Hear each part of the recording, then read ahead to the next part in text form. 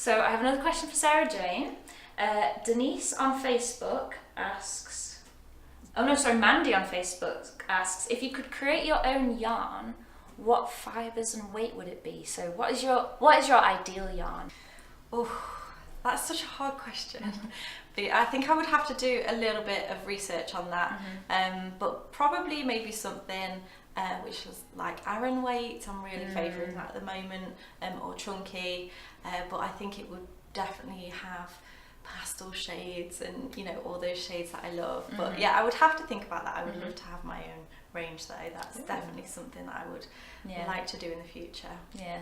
Oh, here we go. Sammy Joe from Facebook asks, where do you get your yarn from? So it might be interesting. Maybe you could talk us quickly through concept to getting the yarn. So, for example, your new baby yarn or your new chunky yarn. How did you have the idea, and where did you go with that? So our yarn generally comes in. So sheep are clipped each year, and that's generally around August, I believe. And then you can buy. So, for example, we sold 10 tons of yarn last year. Wow. So you have to wait for your sheep being clipped, and then you get your prices from your mill, and we use a very old mill in Leeds, and our yarn comes in from either South America or South of Africa. It's dyed and spun and then comes to me in nice little balls. We use predominantly merino yarn. What else do I say about it? If you do you work with the yarn that you're given, or do you have do you go out and say, I want this now? Or? Well, I think the easiest one to describe is our baby yarn. So we're doing it's sort of an in-between. Some people think it's DK, some people think it's Aran, but it's our baby worsted yarn to us. We'll say worsted. Worsted maybe. Yeah, so we started from the concept of we want to do a baby range. So we talked to our customers, talked to our investors, I thought about what do I want it to look like, what do I want it to feel like. And then I talked to John Lewis, and they were interested in it as well. So I got all of this research, and then I started speaking with the mill and saying, so, what can we do? Because obviously they know all the technical things of what you can and can't do.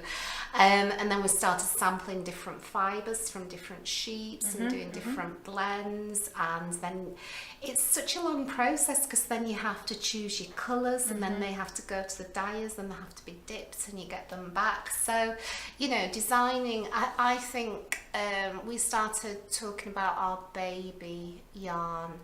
Well, I was thinking about it last year. We were talking about it properly in January, and it'll be coming off the back of the truck next week. So it's August. So it's a process, isn't it? Yeah, it's not overnight. It sounds so exciting though. It's like it's something that I've never really put that much thought into before, of like all these different processes that you have to go through, because I just choose my colours and then start making something. But that just sounds amazing.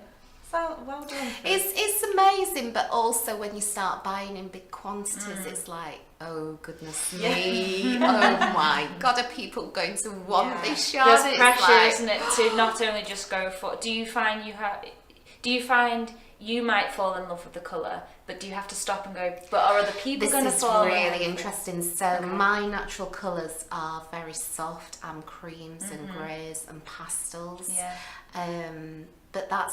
But those aren't our best sellers. Okay. So it's the more vivid colours. Well, it's dependent on the season, but for example, last year it was mustard, cinnamons, olives. Those were really good sellers. I mean, your natural greys and creams are always a mainstay. But I have a team that we've got from 18-year-olds to nearly 60. Oh, wow. And so as a team, whilst I do most of the designs, we all talk about colours. And so I wanted to do this blanket in cream and a really soft grey. Okay. And they were like, no, Claire, you need to do a colour. And I'm like, oh. But so we all have an input into the colours. Oh, that's good. It's a team effort. That sounds lovely. Absolutely. I think we'll have one more question if we're okay with that. So, but to both of you, how long have you been crocheting? So perhaps Sarah-Jayne, if you answer first. How long have you been crocheting? What was your first project? My first project was literally, other than practicing, so I just did like a little practice square of double crochet, but my first project was a granny square blanket, but just like the never-ending, well, obviously it ends, but the large granny square. Oh, I see, so it just continued to grow. Yeah, that's and good. I just made that for my grandma for her birthday, and she still uses it, which that's is really great. nice. And it's quite funny because I remember doing it, and I was in the car on the way to her house for her birthday.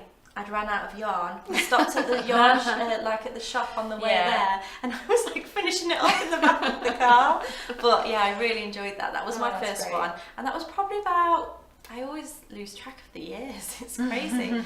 5 years ago. Okay. 6 years ago. I can't be sure, but not a huge amount of time. Okay. Really. And yourself, Claire? I think I was about 8 years old, and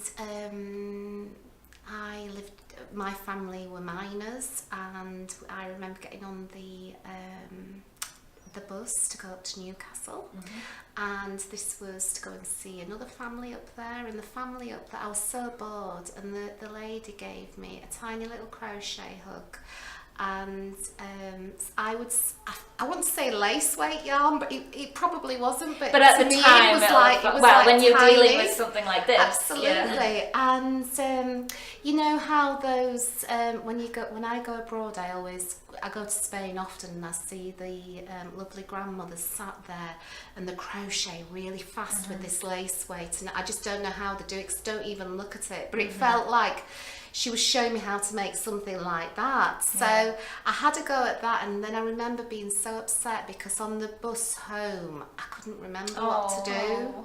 And I was like, I'd started making, I don't know what it was, it looked like a doily or something, but it was beautiful. But that was really my first experience of picking up a hook and trying something. And then for me, it's I like to do lots and lots of crafts, so I constantly switch between each, but I always come back to crochet. That's a good tagline, I think. Always come back to crochet. Well, thank you so much for being with me today, and thank you for all your we've done so much hard work today. You've done really well. So I hope you're looking forward to the new magazine with the new Wool Couture supplement starring Sarah-Jayne. Thanks for watching. Bye.